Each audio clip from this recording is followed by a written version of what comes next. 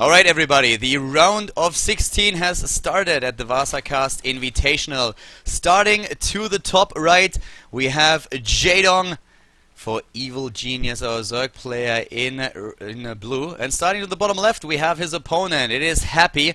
Happy with a success over... It was actually Chaos over Illusion. I don't even know who Happy defeated in the round of 32. But right now we have him at the bottom left. So let's see how exactly the Terran player is going to fare against Jaedong here on Yonsu, our first map in the best of 3 at the StarCraft Invitational. I hope you guys are ready and pumped for the game, because I certainly are.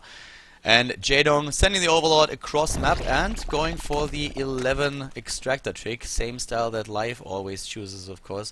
A couple of Zerg players just really love to do this. I think they calculated at some point that it's a little bit better if you get the Overlord at 9 immediately, but the difference between this and going for the extractor trick and into the oversupply is really very insignificant. So at this point it's more a matter of preference what exactly you want to go for. Chaos at the same time with the barracks at the front, probably going to add the refinery in a second for the Reaper. There we go. And let's find out how exactly he's going to make that work. Jaedong has now his first real obstacle in his way to victory of the tournament in front of him, because in the first round I think he achieved a 2-0 against his opponent.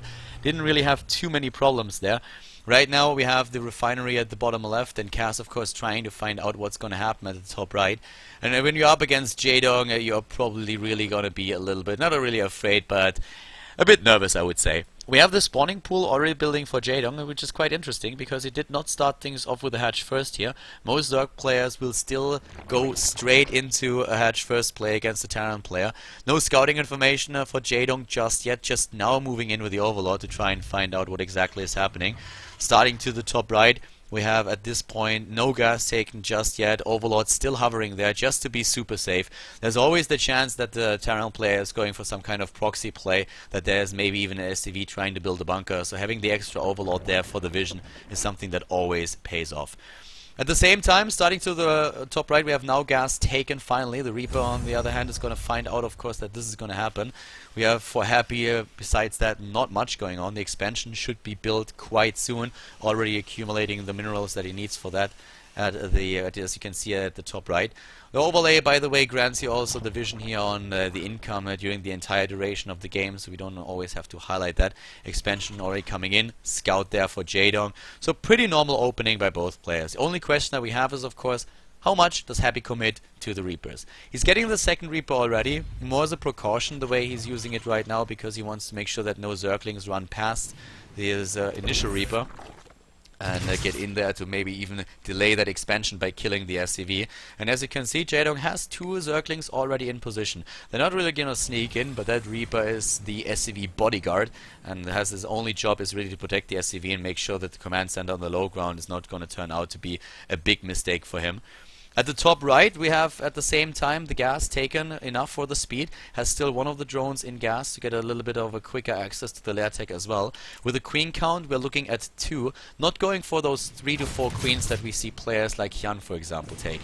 Against Xenocider, that didn't really work out in his favor, but the idea there was really just to utilize the queens as a mineral heavy defense, a very mobile defense at that, but he got a little bit unlucky, caught onto the map and then lost those 2, so that didn't really work out for him. Jaedong is going down a different path. He wants to go for the speed upgrade instead, and with the speed upgrade then try to keep Reapers and Hellions at bay, assisted of course by creep spread out to give him a little bit of a speed advantage. Even a Spore Crawler already being built for Jaedong, just cancelled now because it was also only used to save that 1 drone. And that's what you will see most Zerg players do. So every now and then when you suddenly see a drone build a weird building when a Reaper is around, it's just to save the Harvester. You can cancel, and that is still much better than go for anything else. Jaedong now, in addition to the speed, is still getting those 4 queens. He has 4 queens. He gets a 5th queen. Goes into a massive amount of queens. Usually when we saw that, that was an indicator that a Zerg player in the late game wanted to go Ultralist. That was at the beginning of Heart of the Swarm, when people were still experimenting. Was a very popular build also against Protoss, but we've seen this against Terran quite a bit. But for now, the queens are definitely going to help him against Hellions, are going to help him with the creep spread. That's one of the biggest things when you actually go for a queen defense, that you have that extra energy that you can use for creep tumors and then also for the transfuse if you need it. You're safe against banshees as well, and you're safe against these guys, at least as long as they don't just sneak around your units. So right now we have the creep being spread forward, the extra energy is being used immediately, as you can see there. So Jaedong putting that in right away, and so far Happy can't really do anything. Happy is one of those players that loves mech, that loves to play it slow. He's going for stim upgrade here, so we're going to see bio from him. Third base also being built for Jaedong. Lost an Overlord there, so right now a little bit in a supply block. But at the bottom of the map, what we currently have for Happy is just starting with this wall here at the front. He also has more and more Hellions on the way, Stim is on its way, and quite a lot of bio potential here. 2 additional barracks at the bottom left with reactors that have not been scouted. So Jaedong doesn't really know how much production capability Happy has right now. But with all the creep spread that we have, this is a pretty nasty situation for Happy.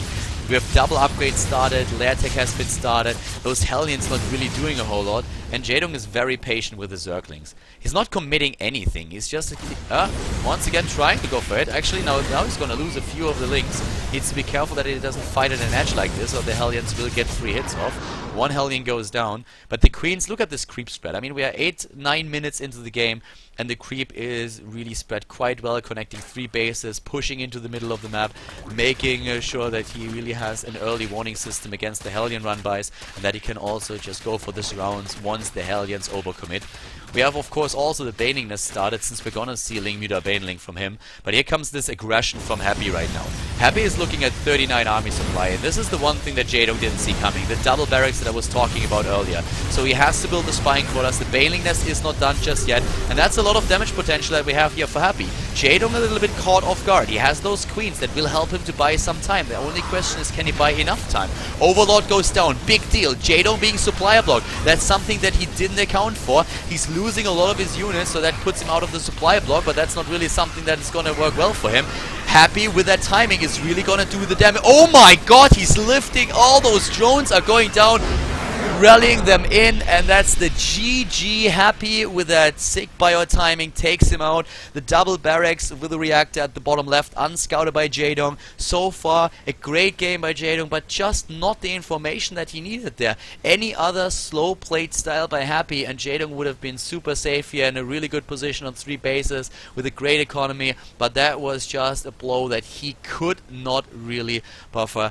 Jaedong loses game 1, Happy takes the lead in the best of 3 series.